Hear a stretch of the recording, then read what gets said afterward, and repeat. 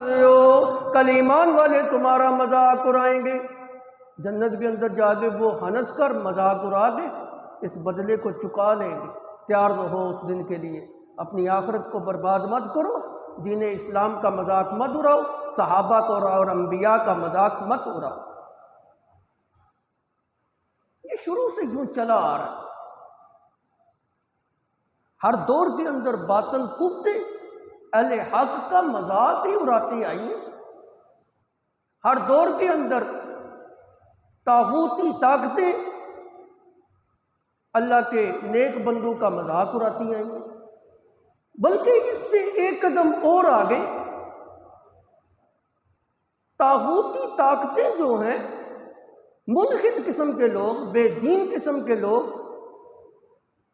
وہ اپنے آپ کو حق کے اوپر سمجھتے ہیں، اور جو حق کے اوپر ہیں لوگ ان کو باطل سمجھتے ہیں۔ یہ بھی ایک بہت بڑا المیہ ہے۔ دینداری کا کوئی نام نہیں ہے، نہ نماز، نہ روزہ، نہ حج، نہ زکوٰۃ، نہ توحید، نہ سنت۔ سمجھتے یہ ہیں کہ ہم جو ہے نا حق کے اوپر، اور جو لوگ نماز روزہ کرنے والے ہیں، اللہ والے ہیں، نیک ہیں، متقی ہیں، شرک و بدعات سے بچے ہوئے ہیں، ان کو تو یہ باطل جو ہے نا سمجھتے، ان کو سمجھتے ہیں یہ گمراہ ہیں، پاگل ہیں، دیوانے ہیں، مجنوں ہیں۔ ہر دور کے اندر یہ اسی طرح چلتا ہے، آج بھی اسی طرح ہے۔ آپ غور کریں نا، بہت سارے ملحد قسم کے لوگ، ملحد قسم کے طبقے، بے دین قسم کی جماعتیں اپنے آپ کو حق کے اوپر سمجھو، بلکہ ایک جماعت تو ایسی ہے وہ تو اپنے آپ کو کہتی مومنین ہے، ایمان دور سے بھی نہیں ہے، لیکن کہتے ہیں اپنے آپ کو ایمان والے ہیں، کہلاتے ہی مومنین ہیں۔ اللہ ان کو ہدایت دے۔ اگر کل جو ہے نا کیا میرے نبی کے دور کے اندر صحابہ کا مذاق اڑایا جاتا تھا، انبیاء کا مذاق اڑایا جاتا تھا، تو آج بھی ایسے افراد کی کمی نہیں ہے۔ بہت سارے لوگ ایسے ہیں جو اہل حق کا مذاق اڑاتے آ رہے ہیں۔ اگر کل نبی صلی اللہ علیہ وسلم کے دور کے اندر اللہ نے ایک حق والوں کی جماعت ایسی کھڑی کی ہوئی تھی جو باطل کے مقابلے کے اندر ڈٹے ہوئے تھے،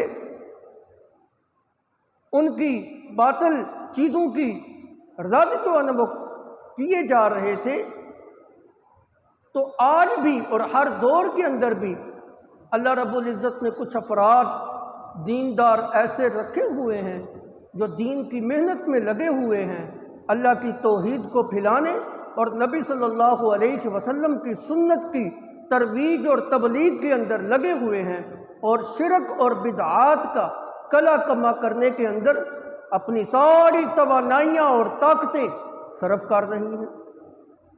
رفع اللہ درجاتہ، اللہ ایسے افراد کے درجات کو بلند و بالا کرے اور اخروی کامیابیوں سے ان کو نواز دے۔ لیکن المیہ یہ ہے کہ کچھ لوگ جو کہلاتے تو اپنے آپ کو مسلمان ہیں، اپنی سادگی کی بنا پر، کچھ سادہ لوگ مسلمان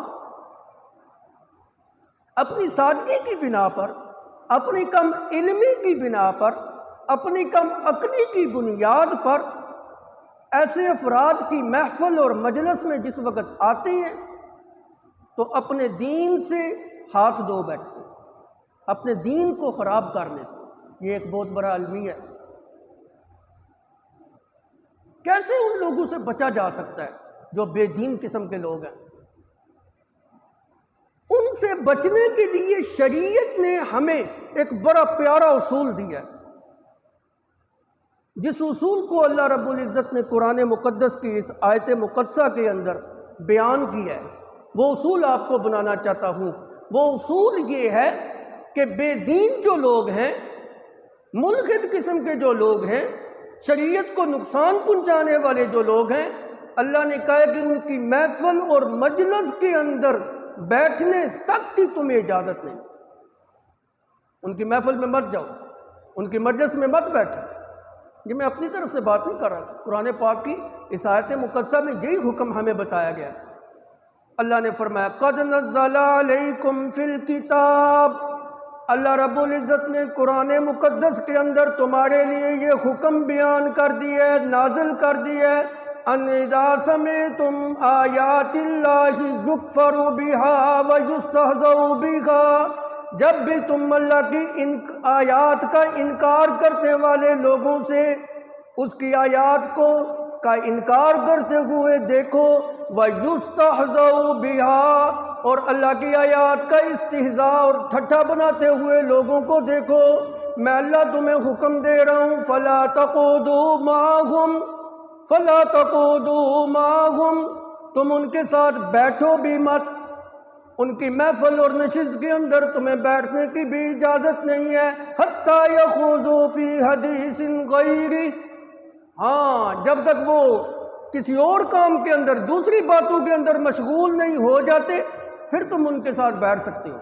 جب تک وہ دین کا مذاق اڑا رہے ہیں، شعائر اسلام کا مذاق اڑایا جا رہا ہے، انبیاء کی توہین کی جا رہی ہے، صحابہ کی توہین کی جا رہی ہے، جتنی دیر تک وہ اللہ کی آیات کے منکر بنے ہوئے ہیں، جتنی دیر تک وہ اللہ کی آیات کا انکار کر رہے ہیں، ٹھٹھا کر رہے ہیں، مخول کر رہے ہیں، استہزاء کر رہے ہیں، مذاق اڑا رہے ہیں، اللہ کہتے ہیں اتنی دیر تک لا تقعدوا معہم، اگر اپنا دین بچانا چاہتے ہو تو ان کی محفل اور مجلس کے اندر بھی تمہیں بیٹھنے کی اجازت نہیں، اگر تم ان کی محفل اور مجلس کے اندر بیٹھو گے انکم اذا مثلہم، پھر تم بھی انہی جیسے جو نہ ہو جاؤ گے۔ ان اللہ جامع المنافقین والکافرین فی جہنم جمیعا، اللہ رب العزت منافقوں اور کافروں کو جمع کر کے جہنم کے ایندھن جو نہ بنا دیں گے۔ یہ تو منافقوں کا کام ہے، دین اسلام کا مذاق اڑانا، شاعر اسلام کا استہزاء کرنا، مومن کو یہ زیب نہیں دیتا۔ کتنا پیارا اصول قرآن پاک میں اللہ نے بتا دیا کہ ان کی محفل اور مجلس کے اندر بھی بیٹھنے کی اجازت نہیں، نہ تمہاری کان تک ان کی یہ بات، ان کے کفری عقائد پڑے، اور نہ ہی جو ہے نا تمہارا دین جو ہے نا خراب ہو۔ ان اذا سمعتم آیات اللہ یکفر بها، سمعتم، جب تم سنو کہ اللہ کی آیات کا انکار کیا جا رہا ہے اور مذاق بنایا جا رہا ہے، اور اس سے یہ بھی کوئی بندہ یہ نہ سمجھے کہ یہ صرف نبی صلی اللہ علیہ وسلم کو خطاب ہے، نہ، قرآن پاک کی آیات کا اول مصداق نبی صلی اللہ علیہ وسلم ہے، اول مخاطب نبی صلی اللہ علیہ وسلم ہے، لیکن حقیقت کے اندر تو امت کو سمجھایا جا رہا ہے، امت کو جو ہے نا بتلایا جا رہا ہے۔ نبی تو پہلے بھی ہدایت کے اوپر ہوتا ہے، نبی نے تو زمانہ جاہلیت کے اندر بھی کبھی گمراہی کے کام نہیں کیے ہوتے۔ اللہ کے پیغمبر صلی اللہ علیہ وسلم زمانہ جاہلیت کے اندر بھی کبھی آپ نے شرک نہیں کیا، جاہلیت کے زمانہ کے اندر بھی کبھی آپ نے غیر اللہ کو سجدہ نہیں کیا، زمانہ جاہلیت کے اندر نبوت سے پہلے کبھی آپ نے شراب نوشی نہیں کی، کبھی آپ نے زنا کاری نہیں کی۔ آپ کیسے مخاطب ہو سکتے ہیں؟ آپ کو کہا جا رہا ہے کہ آپ ایسی مجلس میں نہ بیٹھیں جہاں قرآن کی آیات کا انکار کیا جا رہا ہے۔ یہ مجھے اور آپ کو کہا جا رہا ہے، مجھے اور آپ کو جو نہ سمجھایا جا رہا ہے، امت کو یہ تعلیم دی جا رہی ہے، ایسے لوگوں کی محفل اور مجلس کے اندر بیٹھنے کی اجازت نہیں۔ دوسری بات، جب ان لوگوں کی محفل اور مجلس کے اندر بیٹھنے کی اجازت نہیں تو یہ کیسے ممکن ہو سکتا ہے کہ ان کے ساتھ دوستیاں لگائی جائیں، یاریاں لگائی جائیں، قلبی تعلقات ان کے ساتھ قائم کیے جائیں؟ اللہ کہتے ہیں نہ، ایسے بے دین لوگوں کے ساتھ جو دین کا مذاق اڑانے والے ہیں تمہیں دوستیاں لگانے کی بھی اجازت نہیں ہے۔ میں اپنی طرف سے نہیں کہہ رہا، قرآن کی آیت کا ترجمہ آپ کو سنا رہا ہوں۔ یا ایھا الذین آمنوا لا تتخذوا الذین اتخذوا دینکم خضوا ولعبا من الذین اوتوا الکتاب من قبلکم والکفار اولیاء واتقوا اللہ ان کنتم مؤمنین۔ اے ایمان والو، لا تتخذوا الذین اتخذوا دینکم خضوا ولعبا، جو تمہارے دین کا مذاق اڑانے والے ہیں، استہزاء کرنے والے ہیں، ٹھٹھا کرنے والے ہیں، مخول کرنے والے ہیں، وہ کسی بھی طبقے کے ساتھ تعلق کیوں نہ رکھتا ہو، اہل کتاب سے کیوں نہ ہو، یہودی کیوں نہ ہو، عیسائی کیوں نہ ہو، منافقین کیوں نہ ہو، میں اللہ تمہیں اجازت نہیں دیتا کہ تم ان کو اپنا ولی بناؤ، تم ان کے ساتھ موالات قائم کرو، تم ان کے ساتھ دوستیاں اور یاریاں لگاؤ، تم ان کے ساتھ اپنا قلبی تعلق جو ہے نا قائم کرو، میں اللہ اس کی اجازت نہیں دیتا۔ واتقوا اللہ، ایسا کرنے سے اللہ سے ڈر جاؤ، ان کنتم مومنین، اگر تم سچے مومن ہو۔ اگر تمہارا دعویٰ یہ ہے کہ ہم سچے مومن ہیں تو پھر ان کے ساتھ جو ہے نا تعلق بھی قائم نہ کرو، دوستی اور یاری بھی جو ہے نہ رکھو۔ ان کی مجلس میں صرف بیٹھنے کی اس سے ممانعت نہیں ہے، بلکہ اللہ رب العزت نے ان کے ساتھ دوستیاں لگانے سے بھی جو نہ منع کیا ہے۔ یہ کیسے ہو سکتا ہے کہ وہ تمہارے نبی کے کارٹون بنائیں الیاذ باللہ اور تم ان کے ساتھ دوستیاں لگاتے پھرو؟ وہ تمہارے نبی کی توہین کرے، تم ان کے ساتھ یاریاں لگاتے رہو، اللہ کی غیرت کے منافی ہے یہ بات۔ وہ تمہارے نبی کو شہوت پرست کہتے رہے اور تم ان کے ساتھ یاریوں کی پنگیں جو نہ ڈالتے رہو۔ وہ تمہارے نبی کی شان میں استہزاء کرے، الیاذ باللہ دہشت گرد کہیں، تم ان کے ساتھ یاریاں لگاتے رہو۔ نقل کفر کفر نباشت۔ ایک یہودی نے اپنے کتے کا نام نبی صلی اللہ علیہ وسلم کے نام کے اوپر رکھا، ہم ان کے ساتھ دوستیاں لگاتے ہیں۔ ایک عیسائی نے الیاذ باللہ حضرت علی رضی اللہ تعالیٰ عنہ کی شان میں گستاخانہ کلمات یوں کہ لنگور کے ساتھ اس کو تشبیہ دی۔ شاعر اسلام کا مذاق اڑانا تو بڑی دور کی بات، وہ تو تمہارے نبی کی شان میں توہین امیز کلمات کہتے ہیں، تم ان کے ساتھ یاریاں لگاتے ہو، دوستیاں کرتے ہو۔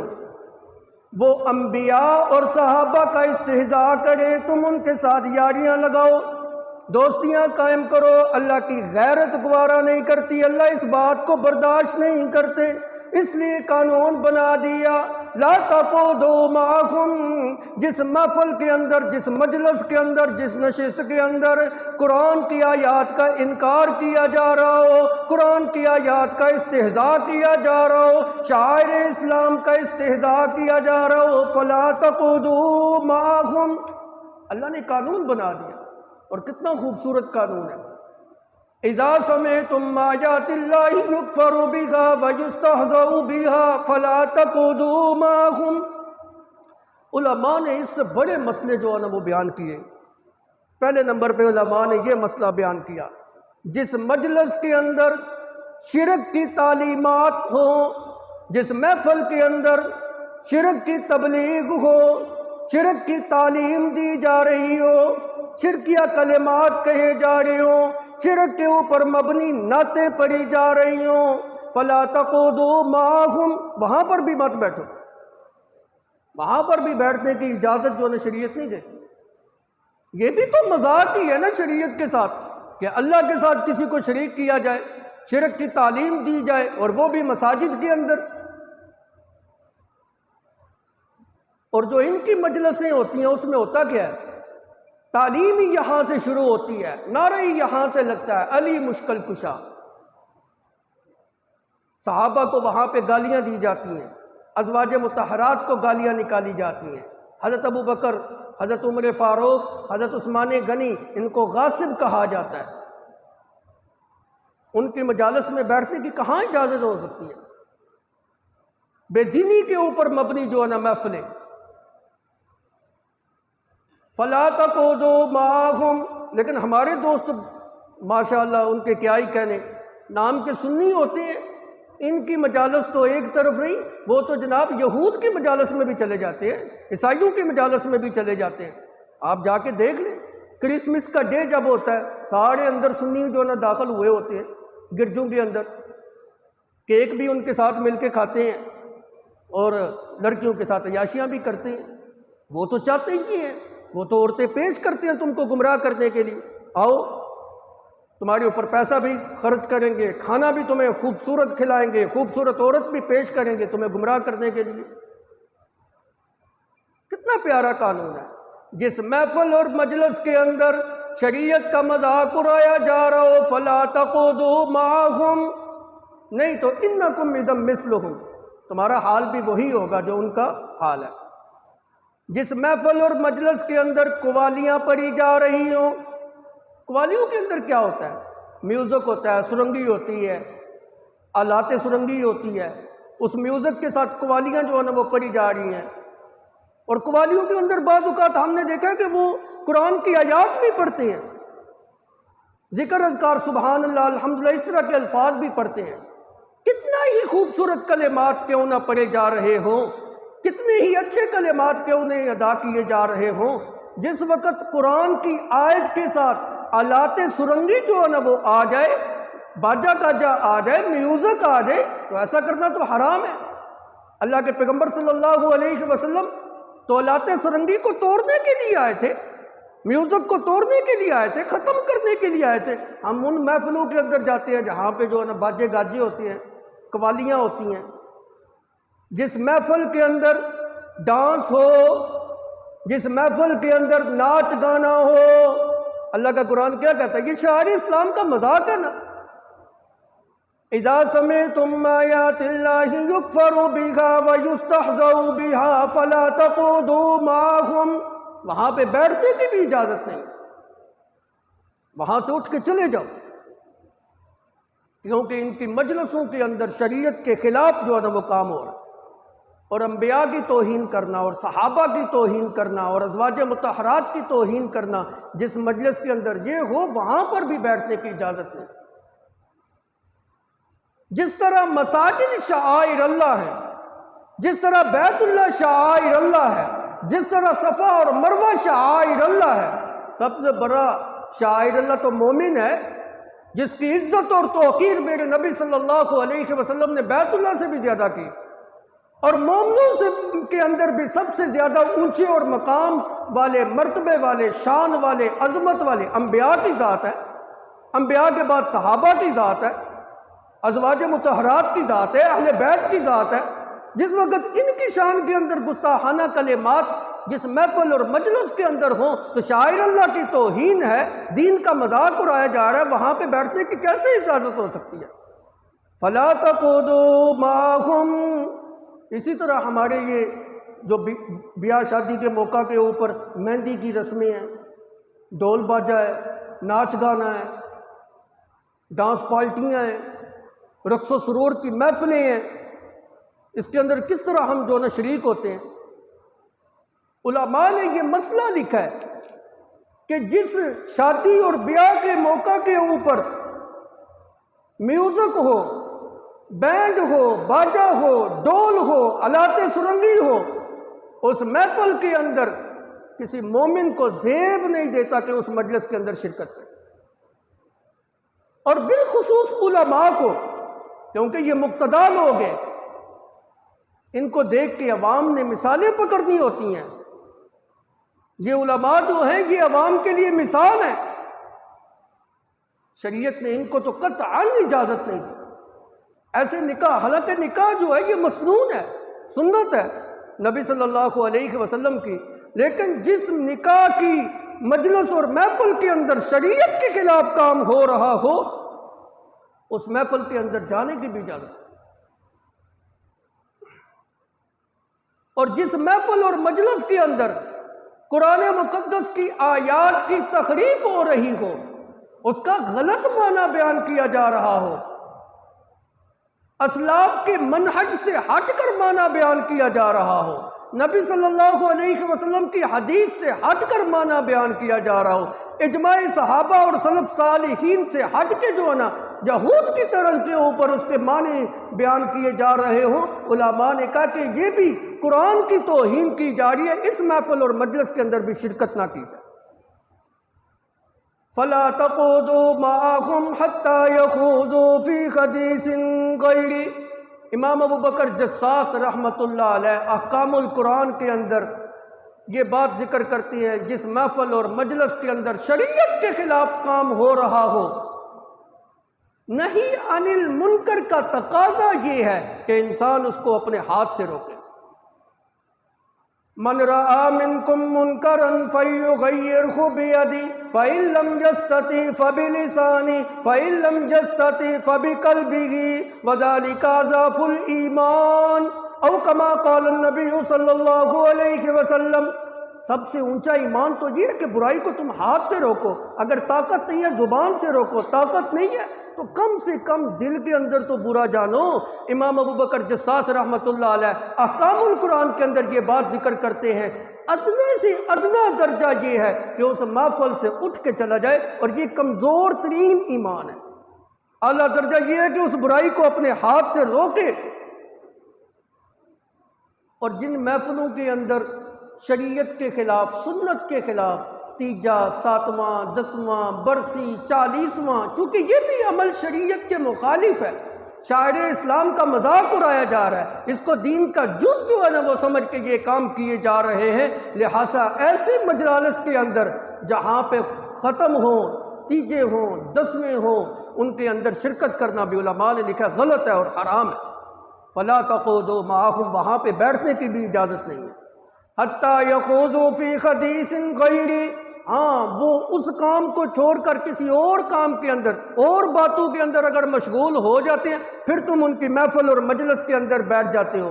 انکم اذا مثلہم، اگر شوق کے ساتھ، ذوق کے ساتھ، دل کی خوشی کے ساتھ، دل کی رغبت کے ساتھ وہاں پہ بیٹھو گے، انکم اذا مثلہم، تم بھی ان جیسے، جو حال ان کا ہوگا وہی حال تمہارا ہوگا، جو حکم ان کے اوپر لگے گا وہی حکم تمہارے اوپر لگے گا۔ میرے نبی صلی اللہ علیہ وسلم کا فرمان، من تشبہ بقوم فہو منہم، جس نے کسی قوم کے ساتھ مشابہت اختیار کی وہ اسی میں سے ہوگا۔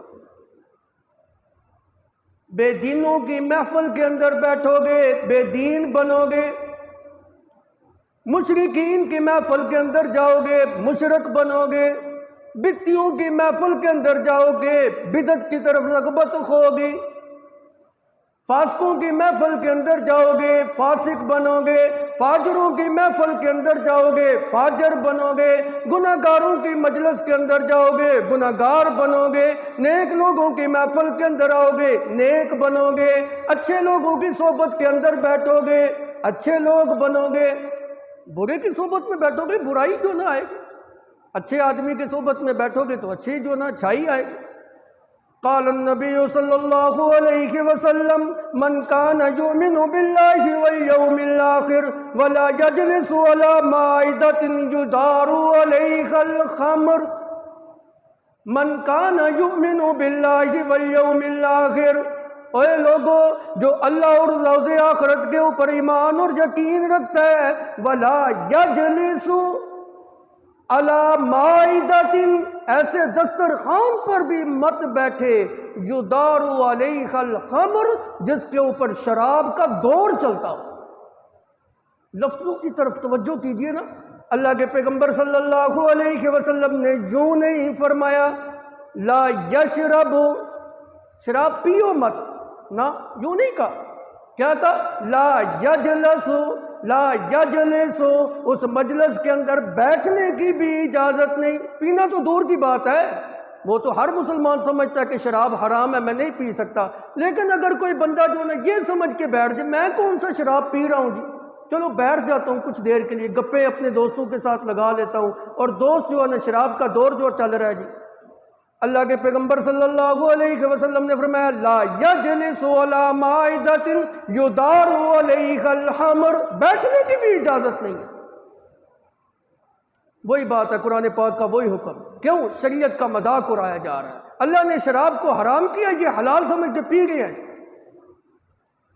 اذا سمعتم آیات اللہ یکفر بها ویستہزأ بها فلا تقعدوا معهم حتی یخوضوا فی حدیث غیرہ انکم اذا مثلہم، اگر تم اب وہاں پہ بیٹھو گے نا تو تم بھی انہی جیسے، اور اس کے اوپر دلیل بھی موجود ہے۔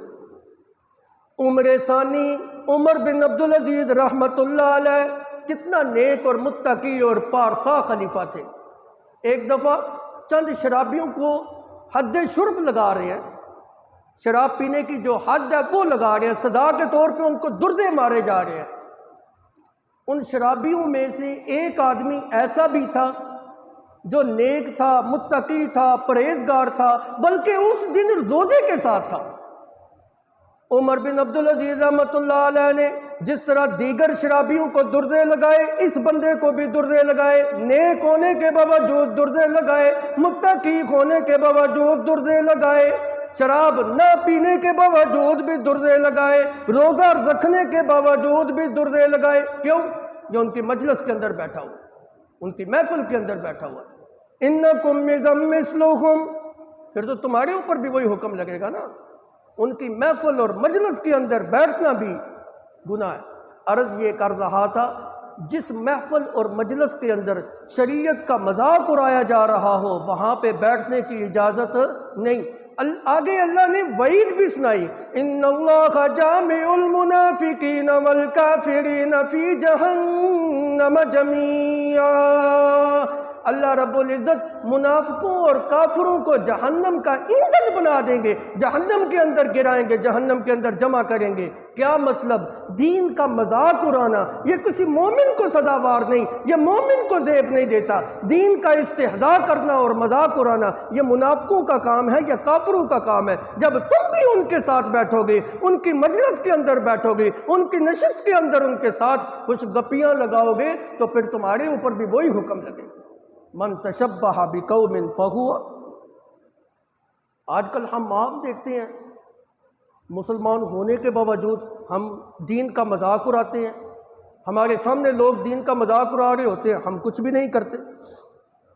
آپ نے دیکھا ہوگا کسی بندے سے کوئی غلطی ہو جائے نا، یا ویسے ہی اس کو مخاطب کرنا ہو، وہ بیچارہ نماز پڑھنے کے لیے مسجد کے اندر آ رہا ہے، ہم کیا کہتے ہیں؟ بس ویکھے ہے تینوں وڈا آیا آج جیتے نمازی۔ یہ تانا دینا بھی غلط ہے، شریعت کے خلاف ہے۔ آپ کس کا استہزاء کر دیا؟ نماز کا اور حج کا؟ کیوں؟ کسی بندے سے کوئی غلطی ہو جائے، اس بیچارے نے داڑھی رکھی ہو تو ہم کیسے الفاظ، کیسے سختی کے الفاظ بولتے ہیں، منہ تے داڑ رکھے ہے تے حرکتاں دیاں ویکھو۔ او بھائی اس نے گناہ کیا ہے، اس میں داڑھی کا کیا قصور ہے؟ داڑھی تو میرے نبی کی سنت ہے، داڑھی کا مذاق تو نہ بناؤ، داڑھی کا مذاق تو نہ اڑاؤ۔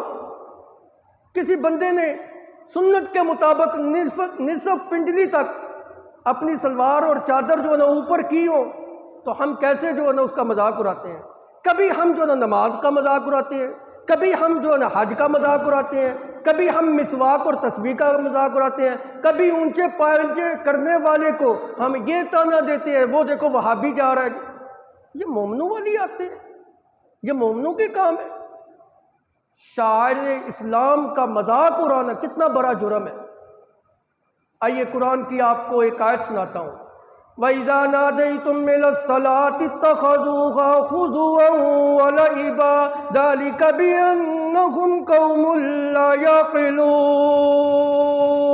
اس آیت کے شان نزول کے اندر صحابہ نے اس بات کا ذکر کیا ہے کہ ایک مؤذن اذان دے رہا تھا، باہر ایک عیسائی کھڑا تھا، وہ اذان کا مذاق اڑا رہا تھا۔ کیسے؟ جس وقت مؤذن یہ کلمہ کہتا اشہد ان محمد رسول اللہ، اشہد ان محمد رسول اللہ، میں شہادت دیتا ہوں اس بات کی کہ محمد صلی اللہ علیہ وسلم اللہ کے رسول ہیں، وہ عیسائی مسجد کے باہر کھڑے ہو کے مذاق اڑاتے ہوئے کہتا اخرق اللہ کاذب، اخرق اللہ کاذب، اللہ اس جھوٹے کو جلا دے۔ کس کی طرف اشارہ ہے؟ العیاذ باللہ، نقل کفر، کفر نباشد، نبی صلی اللہ علیہ وسلم کی طرف اشارہ ہے کہ یہ اپنی نبوت کے دعوے کے اندر جھوٹا ہے، اللہ اس جھوٹے کو جلا دے۔ العیاذ باللہ۔ ہوا کیا؟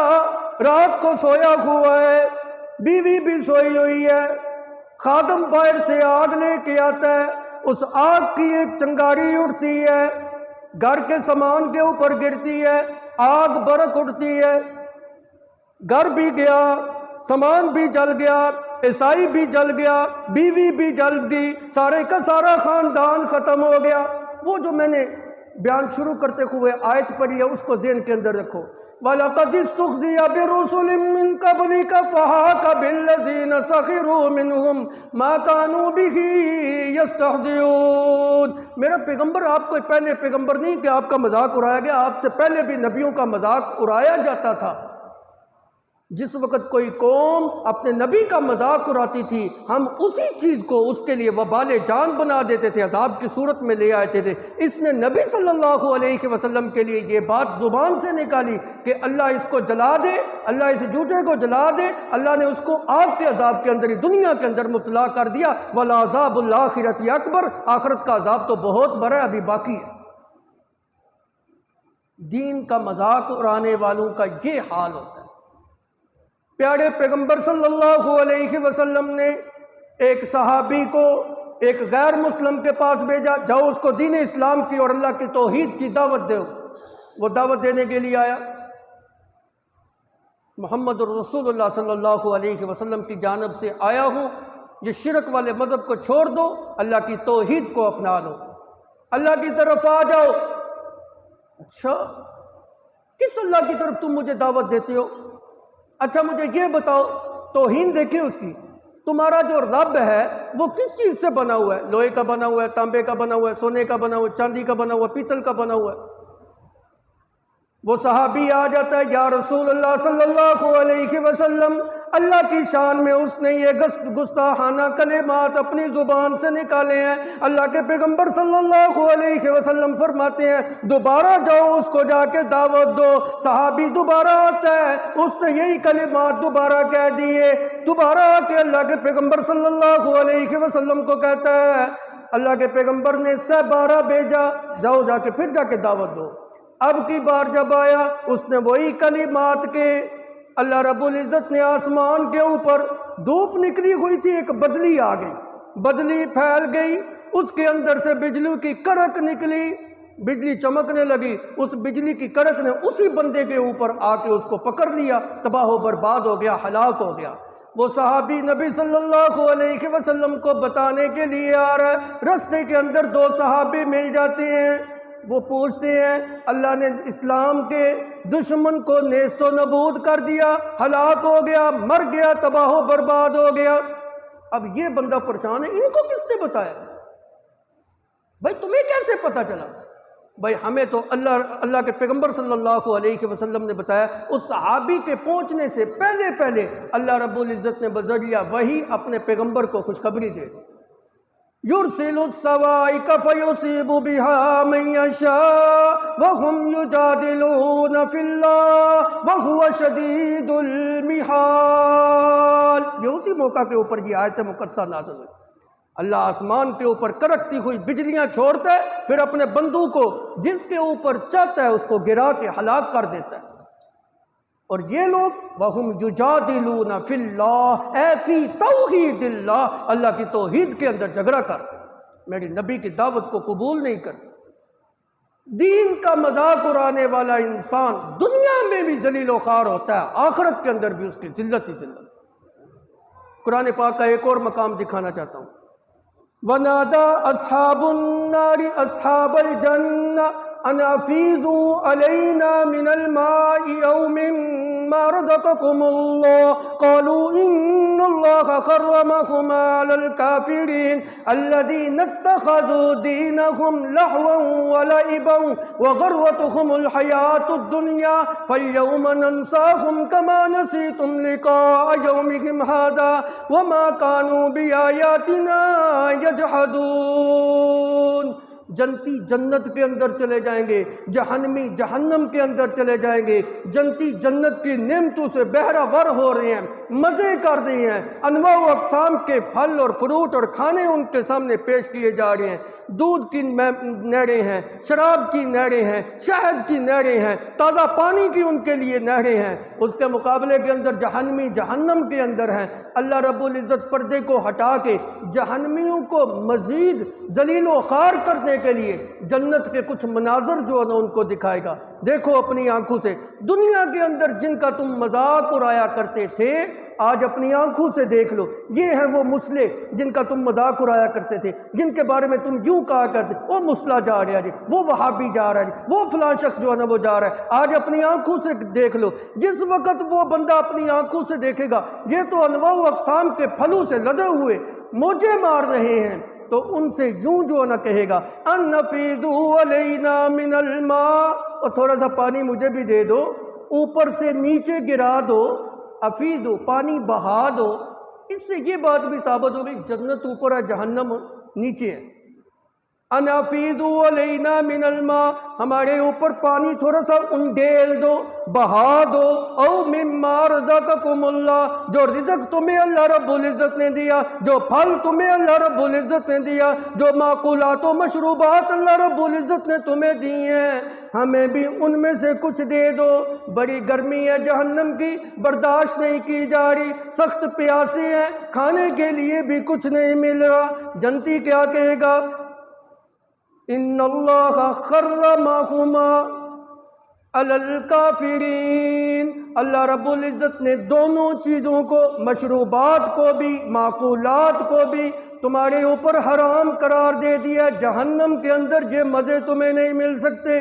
اللہ کہتے ہیں پتہ ان کو یہ سزا کیوں ملی ہے؟ الذین اتخذوا دینہم لہوا ولعبا وغرتہم الحیات الدنیا، وہ دنیا کے اندر دین کا مذاق اڑایا کرتے، وہ شاعر اسلام کا مذاق اڑایا کرتے تھے، جس کی وجہ سے ان کو یہ سزا جو ہے نا وہ دی جا رہی ہے۔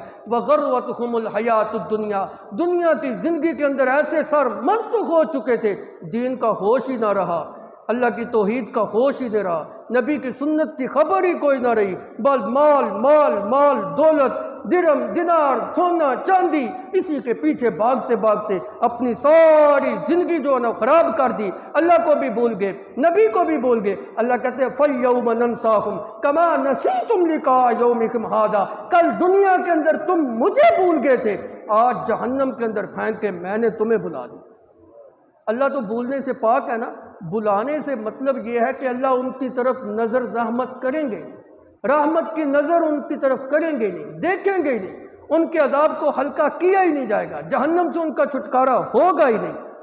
وَمَا كَانُوا بِآيَاتِنَا يَجْحَدُونَ، یہ سزا ان کو اس لیے دی جا رہی ہے کہ وہ ہماری آیتوں کے منکر تھے، مذاق اڑایا کرتے تھے، شاعر اسلام کا مذاق اڑایا کرتے تھے، جس کی وجہ سے اللہ رب العزت نے ان کو اس سزا کے اندر مبتلا کیا۔ اس لیے قانون کو سامنے رکھیے، قانون یہ بیان کر دیا، جس محفل کے اندر، جس مجلس کے اندر، جس نشست کے اندر دین اسلام کے ساتھ استہزاء کیا جا رہا، اس کا مذاق اڑایا جا رہا ہو، حکم یہ ہے کہ اس محفل کے اندر فَلَا تَقْعُدُوا مَعَهُمْ، بیٹھنے کی بھی اجازت نہیں، اس مجلس کو چھوڑ دو۔ ہاں، اس سے بھی اعلیٰ درجہ یہ ہے، اگر اللہ نے تم کو طاقت دی ہے تو پھر اپنی طاقت کے ذریعے اس کو روکو، ان کو منع کرو، ان کو سمجھاؤ، ان کو واعظ کرو، ان کو نصیحت کرو۔ ہاتھ سے نہیں روک سکتے، زبان سے ان کو واعظ و نصیحت کرو۔ زبان سے نہیں روک سکتے، اتنا تو ہر انسان کے اختیار میں ہے نا